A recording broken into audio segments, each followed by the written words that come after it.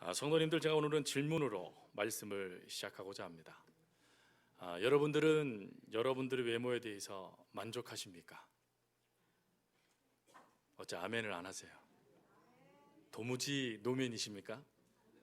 내가 조금만 더 예뻤어도, 내가 조금만 더 키 컸어도 내가 이렇게 안 살 텐데, 이런 생각이 혹시 드십니까? 2000년에 미국의 갤럽 조사 연구소에서 당신은 당신의 자신의 외모에 대하여 만족하십니까? 라는 설문을 무작위로 1000명의 대상군을 가지고 설문을 조사하게 되어졌습니다. 그 설문조사에 남성의 경우 나는 내 외모에 만족합니다 라는 퍼센테이지가 28%였고, 여성의 경우에는 13%가 나는 내 얼굴에 만족합니다 라고 이야기했다라고 합니다.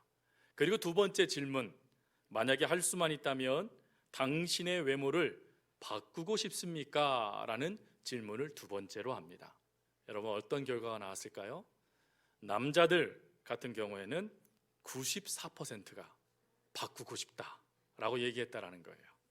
그리고 여성들 같은 경우에는요, 99%가 바꾸겠다라고 얘기했다라는 것입니다. 여러분 어떠세요? 하나님이 다시 태어나게 하신다라면 바꾸고 싶으십니까? 잊지 말아야 되실 것은, 여러분들이 믿지 않으시겠지만 우리는 하나님을 닮았습니다. 믿으시는군요. 우리는 하나님을 닮았어요. 그래서 하나님의 형상대로 지음을 받았지 않습니까? 그리고 또 어떠한 모습은 내가 생각할 때 좀 부족하지 않나 라는 생각이 드는 이가 있을 수도 있고, 또 어떤 이는 그 부족한 가운데서도 나는 괜찮아, 나는 당당해 라고 사는 이들도 있을 겁니다. 근데 대부분 많은 이들이 그러한 당당함과 또 부족함 가운데 공통적으로 느끼는 감정이 그래도 조금 부족하지 않나 라는 생각이 누구나 다 갖고 있는 생각이라는 것이죠. 사실 이렇게 무엇인가 난 부족해, 난 무엇인가 아직 그대로 다른 사람과 비교했을 때 연약해, 나는 아직 아니야 라는 생각이 드는 이런 생각들은, 마음의 상태는 죄가 아닙니다. 누구나 다 그런 마음의 상태 가운데 놓일 수 있고 실제로 그런 생각을 할 수도 있죠. 근데 문제는 무엇이냐면, 그런 생각의 그 틈을 불평과 불만이라는 것으로 가득 채울 때가 문제가 된다는 것입니다. 엄마가 나를 이렇게 낳아서 내가 이런 거잖아 라고 하며 불평을, 당신 때문에 그래 라고 하는 원망을 우리가 마음밭에 채우게 되어지면, 그 불평과 불만이 어느 순간에 우리의 심령을 건강하지 못하는 심령으로 바꾸어 버리기 시작하고, 그리고 그 잘못된 영향력을 다른 사람들에게 흘러가도록 만들어 버린다는 것입니다.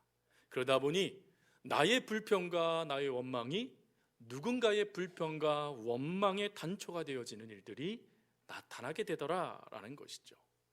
불평, 불만이라는 이 단어는 어떤 뜻을 갖고 있는 단어입니까? 이 뜻은 마음에 들지 않아 못마땅하게 여기는 행동들을 뜻할 때 쓰여지는 단어입니다. 구약과 신약에서도요, 이런 불평과 원망 관련된 단어들이요 참 다양하게 나옵니다.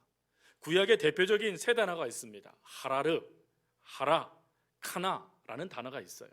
이 단어는요, 여러분 요즘에 인기 있는 그룹이 있습니다. 교통카드도요, 이 그룹의 이름으로 딱 나온 교통카드도 있을 정도로 전 세계적으로 우리나라 한류의 문화를 퍼뜨리고 있는 그런 아이돌 그룹이 있는데 혹시 아십니까? 어떻게 하셨습니까? 젊은 세대십니다. 방탄이죠, 방탄.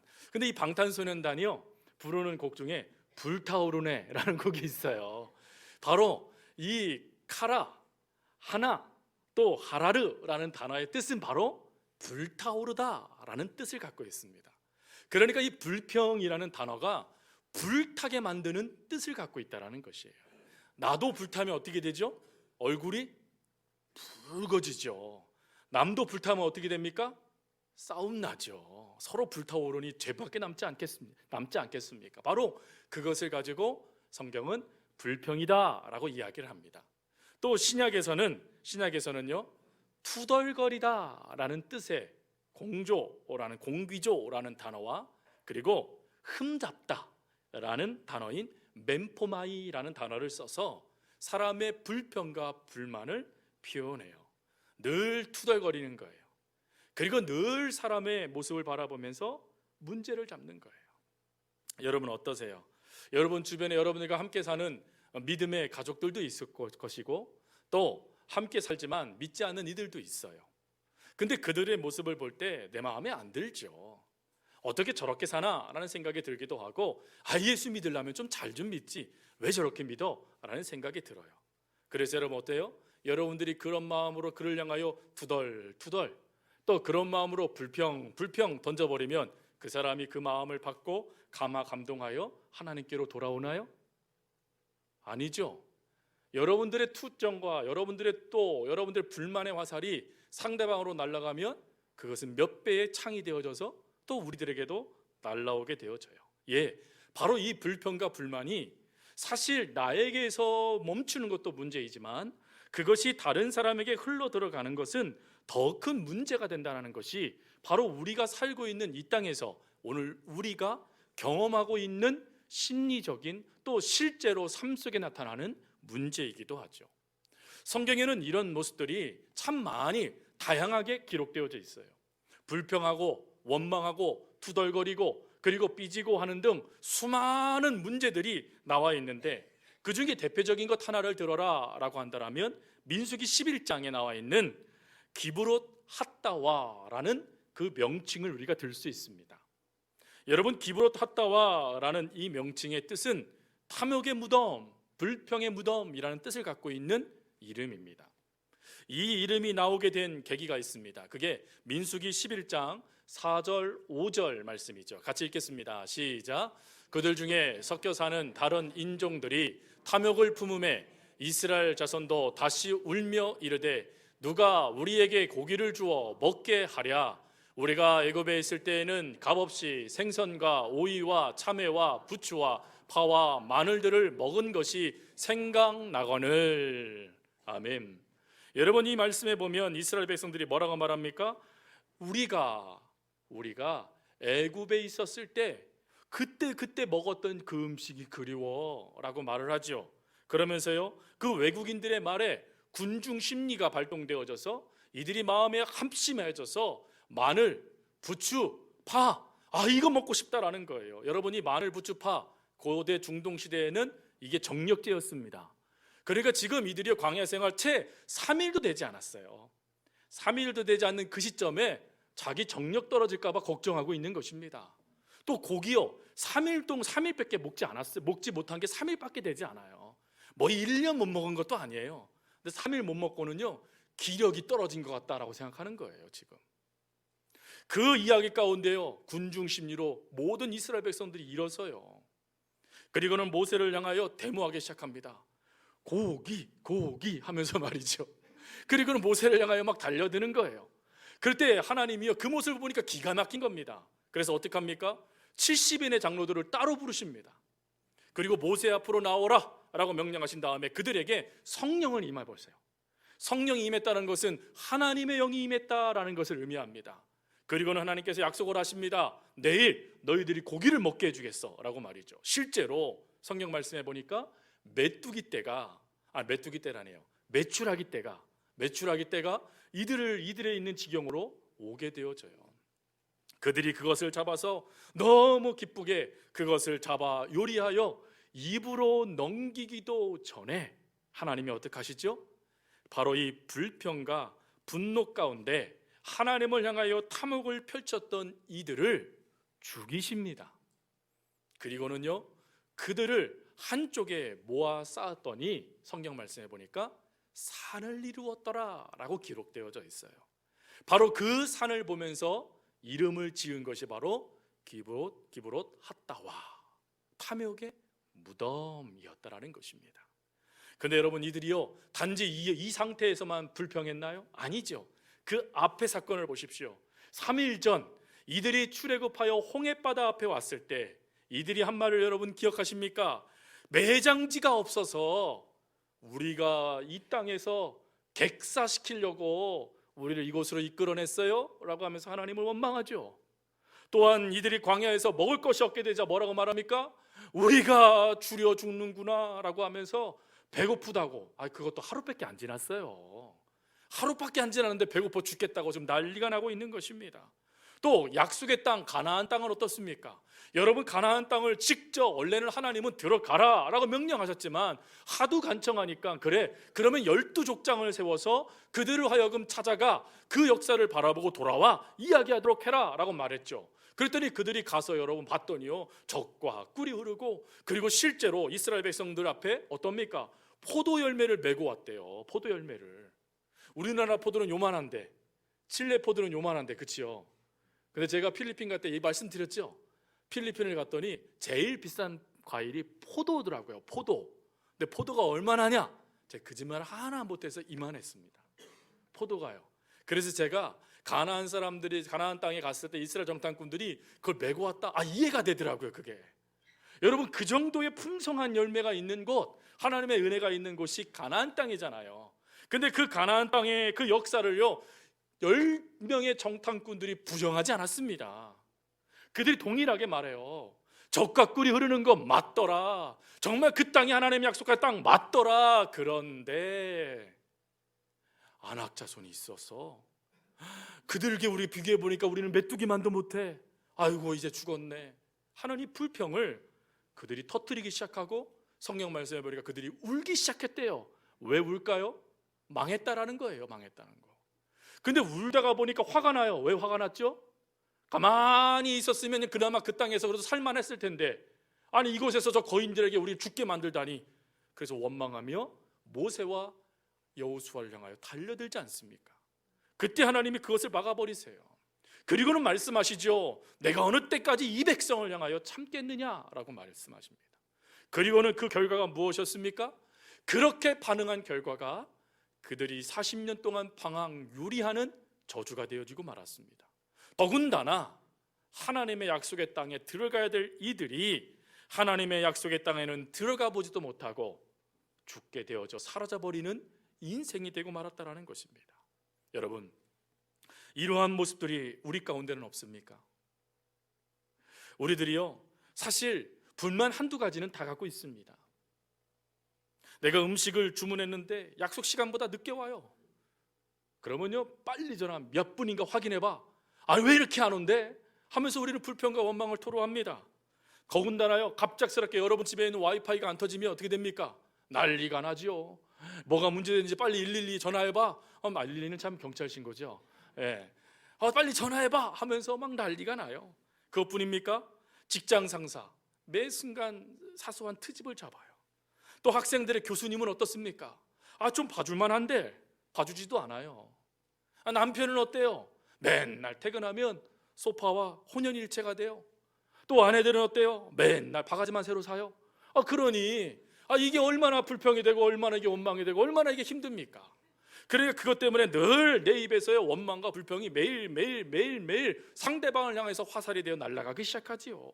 근데 여러분, 이런 모든 것이요, 그래도 내가 예수 믿기 때문에 극복해야 돼 라고 해서 믿음의 사람도 찾아가기도 하고 또 선생님도 찾아가기도 하고 수많은 방법을 또 책도 보면서 어떻게 하면 이 불평과 이 원망의 감정을 떨어낼 수 있을까 우리가 고민하면서 어떻게 합니까? 방법을 찾아나가요. 그때 심리학자들은 이런 말을 합니다. 부정적인 감정을 환기하는 방법을 사용하십시오 라고 말이죠. 그 환기하는 방법의 예가 뭔지 아십니까? 뭐냐면 화가 나고 불평이 나오면 사람에게 그걸 쏟지 말라는 거예요. 그럼 어떻게 해야 되느냐? 조용히 방문을 잠그고 들어가 베개를 손으로 치면서 소리를 지르라는 거예요. 아이고 이놈의 원상하면서 하라는 거예요. 또 그것도 못하겠으면 산속에 아무도 없는 곳에 혼자 가라는 거예요. 그리고는요, 있는 힘껏 소리를 지르며 불평을 토로하래요. 그러면 이 감정이요 사라진답니다. 근데 여러분 어떠세요? 베개 팍 치면 감정이 사라지나요? 소리 있는 대로 실컷 지르면 여러분 감정이 시원해진 듯 하지만 문제가 나타난다는 것을 심리학자들이 발견해냈습니다. 이 환기라는 방법이 긍정적이지 않다는 것을 깨닫게 된 거예요. 왜 그러느냐? 바로 이 뇌과학이 발달하면서부터 그 문제가 발견되기 시작한 겁니다. 여러분, 사람이요, 불평하고 원망하면 그 자체로 끝나는 게 아니라고 말씀을 드렸어요. 그 불평하고 원망한 그것이요, 베개를 때리고 소리를 지르면 재현된다라는 것입니다.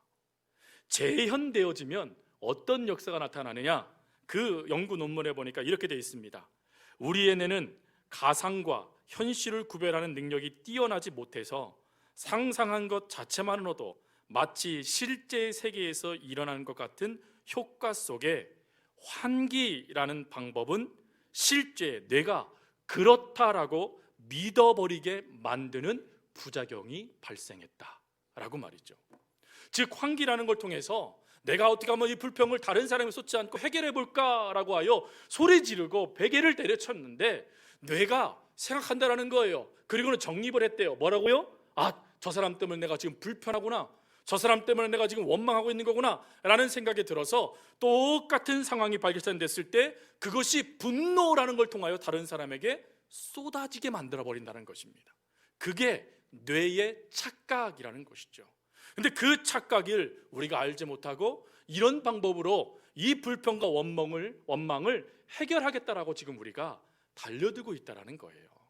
그러나 여러분, 하나님은 그 방법에 대해서 No, 아니야, 그게 아니야 라고 말씀하시며 우리가 불평할 수밖에 없는 상황, 우리가 원망할 수밖에 없는 상황, 그거예요. 불평하지 마라, 원망하지 마라라고 우화적으로 말씀하시는 분이 아니세요. 어떻게 하면 우리가 불평하지 않을 수 있을까? 어떻게 하면 우리가 원망 가운데 우리들의 마음의 보좌를 내어주지 않을까에 대한 답을 오늘 본문에서 하나님은 우리들에게 말씀해 주십니다. 그 비밀은 한 가지예요. 그것은 무엇이냐면 하나님의 약속의 말씀을 듣고 믿음으로 사는 자들과 함께 행해라 라는 것입니다. 즉, 우리가 불평과 원망 그리고 수많은 감정들을 해결할 수 있는 유일한 길이 하나님의 말씀을 듣고 그 말씀대로 사는 사람 곁에 우리들도 머물게 되어졌을 때 그 불평과 원망의 늪에서 벗어나 하나님이 기뻐하는 믿음의 걸음을 걸어갈 수 있게 되더라라고 성경은 말씀하고 계신다는 것입니다. 오늘 본문에요, 그들은 이라고 성경은 말씀하세요. 2절 말씀해 보세요. 그들과 같이 우리도 복음을 전함을 받은 자이다 라고 말씀하시는데 여기서 2절에 나와 있는 그들은 누구입니까? 2절에 나와 있는 그들은 출애굽하여 하나님의 약속의 땅 가나안 땅에 대한 말씀을 들었던 출애굽 1세대들을 말하는 것입니다. 여러분, 출애굽 1세대들이 하나님의 말씀을 듣지 못하여 이들이 무너진 게 아니라는 것이에요. 이들에게 하나님의 약속의 말씀이 들려왔습니다. 그리고 그 말씀에 따라 이들이요 실제로 출애굽했습니다. 그리고 광야의 삶을 살아갔습니다. 근데 문제는 그 말씀을 듣고도 믿음으로 행하지 못했다라는 거예요.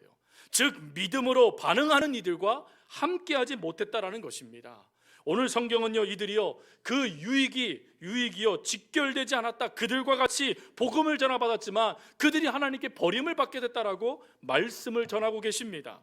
즉, 가나안 땅의 약속의 땅이라고 하나님께서 말씀하셨는데 그 땅을 들어가는 축복의 인생이 아니라 그 땅을 들어가지 못하는 실패자, 저주의 인생이 바로 출애굽 1세대들에게 나타난 모습이었다라는 것입니다. 근데 오늘 본문 2절을 읽다 보면 그러면 믿음과 결부해야 되네 라는 생각이 들죠. 그런데 이 말씀이요 헬라어 원어는 조금 다르게 번역되어 있습니다. 헬라어 원어는 2절 말씀을 앞에 띄워놓은 2절 말씀을 이렇게 번역합니다. 들은 바 그 말씀이 그들에게 유익하지 못한 것은 그들이 믿음으로 들은 자들에게 결부되지 못함이니라. 무슨 말이라고요? 믿음을 다 같이 들었다는 거예요. 여호수아와 갈렙도 믿음의 하나님 말씀을 들었고 10명의 정탐꾼과 지금 하나님을 향해 원망하고 있는 이스라엘 백성들도 하나님의 말씀을 들었다라는 것입니다. 그런데 문제는 뭐라고요? 그들이 이것이 유익하지 못한 게 바로 믿음으로 그 말씀을 지키고 있는, 믿음으로 그 말씀에 결부되어져 있는, 하나가 되어져 있는 여호수아와 갈렙과 함께하지 못한 결과가 이들에게 불평과 원망이 저주가 되어져 버렸다라고 성경은 증언하고 있는 것입니다.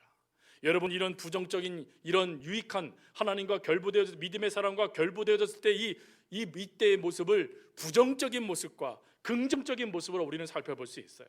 부정적인 모습은 무엇입니까?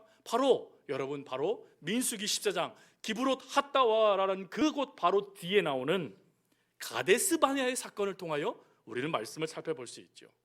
여러분, 가데스 바네아에 이들이 이르게 되어졌을 때 하나님은 어떻게 하십니까? 들어가라 라고 명령하셨잖아요. 그 명령을 듣지 않은 이스라엘 백성들이 있었습니까? 아니요. 모세가 이미 선포했기 때문에 모든 백성이 그 이야기를 들었습니다. 그런데 문제는 뭐라고요? 믿음으로 반응하는 여호수아와 갈렙과 같이 믿음으로 반응했어야 되는데, 믿음이 아닌 불평 원망하며 죽었다라고 말하는 10명의 사람들의 이야기에 이들의 모든 마음을 빼앗긴 데 문제가 있다는 것입니다. 사실 여호수아도 갈렙도요, 그들이 아낙 자손이라는 것을 부정하지 않았습니다. 그들에 비해서 우리가 연약하다라는 것 부정하지 않았습니다. 그런데 그들이요, 붙잡은 게 있죠. 그게 뭡니까? 하나님의 말씀이요. 그 말씀을 믿음으로 붙잡고 그들이 선포한 말이 무엇입니까? 그들은 우리의 뭐라고요? 먹잇감, 밥상이라는 거예요. 밥이라는 것입니다. 왜 이게 밥이 될까요? 그것은 하나님이 그 땅을 이스라엘 백성들에게 주시겠다라고 약속하셨기 때문에 그렇습니다. 그래서 그 약속을 믿음으로 우리는 뭐 하면 되는 거예요? 받기만 하면 되는 거예요. 받아서 누리면 되지만 그 믿음에 결부되지 못하니까 잘못된 생각에 그들의 마음을 빼앗겨 버려요. 정반대로 그들이 흘러가 버립니다. 그리하여 모세도 죽이고 여호수아도 죽여야 되겠다라고 달려듭니다. 이게 바로 오늘 우리들의 모습이라는 것이죠. 여러분, 이런 모습에 그들은 광야 40년의 혹독한 대가를 그들이 받게 되어지고, 그리고 역사 속에서 사라지는 존재들이 되어지고 말았습니다. 믿음으로 반응하여 그들의 신앙에 유익한 길을 선택해야 됐겠지만, 불평 원망이라는 그것에 편승하여 그 모든 것으로 자기의 주인을 삼다 보니, 자기의 감정에 불평과 원망을 채우다 보니 하나님의 말씀을 집어던지고 내 생각 내 뜻을 붙잡는 인생이 되어지고 말았다라는 것입니다. 그러나 이 말씀과 반대되는 긍정적으로 나타나는 또 말씀이 있어요. 그 말씀이 바로 사도행전 12장에 등장하는 마가 요한입니다. 여러분, 마가 요한에서 유대적 히브리적 이름은 요한이라는 이름이고, 마가라는 이름은 로마식 표기입니다. 이 마가라는 이 이름의 뜻이요, 재밌어요. 망치랍니다. 망치. 왜 망치라고 했는지 설명해 드릴게요. 여러분, 처음에 마가는요, 부유한 가정의 아들이었습니다. 부잣집 도령이요, 부잣집 도령. 더군다나 레이지파였어요. 그러다 보니 하나님 말씀에서 누구보다 잘 아는 사람이었습니다. 그리고 그의 집은 늘 부자였기 때문에, 여러분 잘 알고 있는 마가의 어머니의 그 집 2층에 예수님이 성만찬을 했지 않습니까? 그 정도로 모든 것을 다 갖췄던 아들이 마가 요한이었어요. 근데 이 마가 요한이요, 어떻게 됩니까? 마가복음 14장 말씀에 가보면 예수님께서 이 로마 군병들에 의해서 잡히게 되지 않습니까? 그때 여러분, 성경 말씀에 다른 복음서에 찾아볼 수 없는 구절 하나가 적혀져 있죠. 그게 뭘까요? 한 청년이 베옷을 버려두고 벌거벗은 채로 도망갔다 라는 말씀이 나와요. 그 벌거벗고 도망간 사람이 누굴까요? 마가 요한입니다. 마가 요한이요, 자신의 그 부끄러움을 거기에 적어놓고 있는 거예요. 왜 그런지는 조금 이따 설명을 드리겠습니다. 그리고 이 마가 요한이요, 또 이 첫 번째 그렇게 실패한 인생이 된 것뿐만 아니라 두 번째 또 실패한 인생이 돼요. 바나바와 바울과 함께 세계 제1차 세계 전도 여행을 떠나게 되지 않습니까? 근데 한참 전도 여행을 떠나가다 보니까 글쎄 이 밤빌리아에서 버가라는 곳으로 가게 되어지는 거예요. 요세푸스의 문헌에 의하면 이 버가라는 지역에 그 당시에 문제가 하나 발생됐습니다. 그 문제가 무엇이냐면 여름이었기 때문에 더위가 극성을 부렸고 전염병이 바로 이 땅에 유행하였다라는 것입니다. 그 전염병이 창궐한 곳에 복음을 들고 바나바와 바울과 이 마가 요한이 가는 거예요. 그 정도도 아마 참을 수 있었던 것 같아요. 근데 더 큰 문제는 이들이 그 다음에 갈라디아라는 지역으로 가게 되어질 때에 나타납니다. 여러분, 갈라디아는 오늘날 터키 중앙 고원 지대를 넘어가야지만 만날 수 있는 땅입니다. 그러니 여러분, 그것을 넘어간다는 것은 어려웠을 뿐만 아니라 그 당시에 산적들이 쉽게 출몰하여져서 사람들의 생명을 해하고 그리고 재물을 약탈하던 곳이 바로 이 터키 중앙 고원지대였어요. 아니, 그것을 넘어가야 되는 것이에요. 아니, 전염병도 무서워 죽겠는데, 아니 또 내 목숨까지 걸고 전도하라니, 이해될 수 없는 거예요. 어찌 보면 여러분, 마가 요한의 그 자리를 피한 것 당연한 걸 수 있어요. 가끔 우리가 그런 말 듣잖아요. 아이고, 뭘 그렇게 요란하게 예수 믿냐고. 아이고, 뭘 그렇게 또 그렇게 예수를 믿어, 바보처럼. 아이, 생명이 중요하지, 뭐가 중요해 하라고 하면서요, 막 이야기하는 그 이야기가 타당해 보여요. 그런데 그가 그 자리를 떠나게 됐을 때 사도 바울은 그의 그 떠남을 믿음과 결부시켜 평가했습니다. 저가 하나님을 버린 거야 라고 말이죠.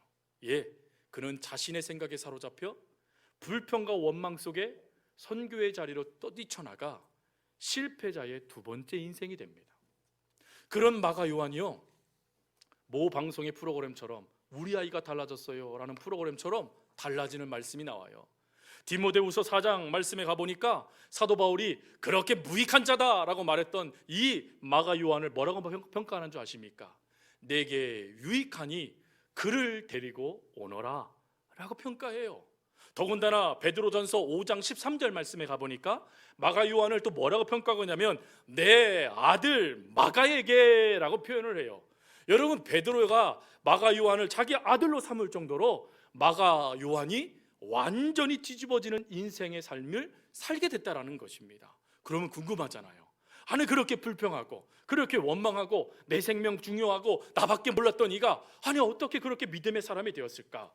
바로 그 믿음의 사람이 될 수 있는 그 길에 흥미롭게도 등장하는 한 인물이 있죠. 그가 바로 베드로입니다. 여러분, 마가는요, 전승에 의하면 베드로가 후에 로마로 가게 돼요. 근데 로마는 그 당시에 공통 언어가 무엇이었죠? 헬라어였습니다. 베드로는 히브리 땅에 살았기 때문에 라틴어를 할 줄 알았지 헬라어를 할 줄 몰랐거든요. 그러다 보니 통역하는 사람이 필요했습니다. 그때 이 통역한 사람이 누구였냐면 마가 요한이었어요. 마가 요한은 베드로와 함께 가면서 베드로를 통해 선포되는 수많은 설교를 듣습니다. 더군다나요, 여러분, 마가복음에는 좀 특이한 기록들이 참 많아요. 근데 그 기록 중에 대부분은 누구에 대한 기록들이 많냐면 베드로의 기록들이 많아요. 베드로가 어떻게 실패했고 어떻게 넘어졌고 또 어떤 인생을 살았는지가 너무 잘 기록되어 있는 게 마가복음입니다. 왜 그랬을까요? 저는 이것이 하나님의 은혜라고 생각해요. 상한 갈대와 같은 일을 하나님께서 꺾지 않으시고 꺼져가는 등불을 끄지 않으시는 하나님의 그 은혜 말이죠. 마가 요한은 실패자가 맞아요. 마가 요한은요, 도망자가 맞아요. 근데 그 곁에 하나님은 베드로를 붙여주세요. 베드로는요, 그 스승을요 몇 번이나 배반했습니까? 스승이신 예수님의 마음을 몇 번이나 상하게 했습니까? 근데 그런 베드로가 예수님의 말씀을 믿어요. 그리고 그 말씀을 믿음으로 그 삶을 하나님께 헌신하는 믿음의 삶을 살아요. 그 곁에 마가를 하나님이 붙여주시니까 그 베드로를 통하여 주어지는 믿음이, 베드로를 통하여 주어지는 말씀이 또 다른 베드로, 마가, 요한을 세우는 능력이 되더라는 것입니다. 여러분, 우리들의 인생 가운데요, 불평할 수밖에 없는 일들이 너무 많습니다. 여러분, 원망할 수 있는 일들이 너무 많아요. 하나님께도 원망하고 목사에게도 원망하고 성도들에게도 원망하고 이 나라도 원망하고 이 세상도 원망하는 일들이 너무 많습니다. 여러분, 근데 이 모든 것을 원망 가운데 우리들의 마음의 밭을 뺏기지 않는 길이 하나님의 약속의 말씀을 믿고 있는 이 옆에서 그 보조를 맞춰 나갈 때, 세상에 내 감정이 아닌 하나님의 말씀을 믿는 이들과 함께 할 때 오히려 그 마음은 사라져버리고 믿음의 모습만 나타나는 역사가 되더라라는 것입니다. 누가 도망자가 마가복음을 쓸 줄 알았겠습니까? 누가 그 실패자가 하나님의 약속을 증거하는 하나님의 위대한 하나님의 사명자가 될 거라고 생각했겠습니까? 그러나 하나님은 그렇게 하실 수 있는 분이십니다. 주님의 약속을 듣고 그 약속을 믿은 베드로에게 마가 요한이 보조를 맞춘 결과 그 곁에서 함께 거하면서 하나님의 말씀을 듣고 믿음이 무엇인지, 말씀이 무엇인지, 그리고 우리가 어떻게 마음의 밭을 하나님께서 기뻐하는 모습으로 살아야 되는지를 깨닫게 되어졌을 때 그는 위대한 사명자가 되었다라는 것이죠. 사랑하는 성도 여러분, 이 사건들은 오늘 이 땅을 살아가는 우리들에게 주시는 하나님의 본보기 말씀들이세요. 사랑하는 성도 여러분, 종말 시대에 살아가는 여러분들이 오늘 이 불평 가운데, 원망 가운데 살았던 이스라엘 백성들의 그 안타까운 길을 선택하시겠습니까? 아니면 단지 그 말씀을 귓전에만 울릴 뿐 불평과 원망과 결부시켜 실패자로 여러분 삶을, 인생을 결론 지시겠습니까? 아니면 여호수아와 갈렙처럼 그 말씀을 믿고 믿음으로 반응하는 하나님의 사람들이 되시겠습니까? 실패할 수 있고, 넘어질 수 있고, 불평할 수 있고, 원망할 수 있습니다. 그러나 이미 그 결과가 무엇인지는 이미 이스라엘 백성들의 모습을 통하여 하나님은 보여주셨습니다. 그렇다면 우리가 선택할 길은 한 가지죠. 하나님, 매 순간 하나님의 말씀을 믿는 은혜를 주세요. 그리고 매 순간 믿음으로 반응하고 있는 우리 장로님들, 믿음으로 반응하고 있는 권사님들, 믿음으로 반응하고 있는 집사님들과 더불어 믿음으로 살아갈 수 있는 은혜를 저에게 주세요 라고 우리가 기도해야 되지 않겠습니까? 그리고 또한 우리는 누군가의 베드로, 누군가의 마가 요한이 되어야 되지 않겠습니까? 나도 그렇게 실패했다고, 나도 그렇게 넘어졌다고, 그게 바로 나였다고 라고 말하면서 말씀 앞에 내가 어떻게 회복되었는지, 말씀 앞에 내가 지금도 어떻게 하나님의 은혜 가운데 살아가고 있는지를 증거하는 하나님의 사람이 되어야 되지 않겠습니까? 하나님, 우리의 잘난 모습으로만 하나님 우리를 이끌어 가시는 분이 아니세요. 실패한 모습, 연약한 모습, 세상의 부끄러운 모습을 가지고 강한 자를 하나님 부끄럽게 만드시는 분이 우리 하나님이십니다. 그러니 그 하나님의 말씀을 믿고 누군가의 베드로, 누군가의 마가 요한이 되어야 되지 않겠습니까? 하나님은 바라십니다. 원망과 불평과 불만이 가득한 그 자리에 하나님의 약속의 말씀을 들으라고 말이죠. 원망과 불평과 그 모든 것이 가득한 그 자리에서 믿음으로 사는 자들과 함께 그 걸음을 걸어라라고 하나님은 오늘 우리들에게 말씀해 주십니다. 은혜는 이미 우리들은 머리 대신 예수 그리스도 안에서 한 형제 한 자매 된 가족이 되었습니다. 즉 이미 우리 주변에는 믿음으로 살아가는 이들이 있다라는 것입니다. 그러니 그들 손 붙잡고 내 감정의 마음의 자리를 불평, 원망에 내어놓지 말고 믿음으로 반응하며 살아가는 이들과 함께 그 걸음을 살아가 훗날 하나님의 은혜를 또다시 증거하는 마가복음을 쓸 수 있는 하나님의 사람들 다 되어줄 수 있기를 간절히 주님의 이름으로 부탁드립니다.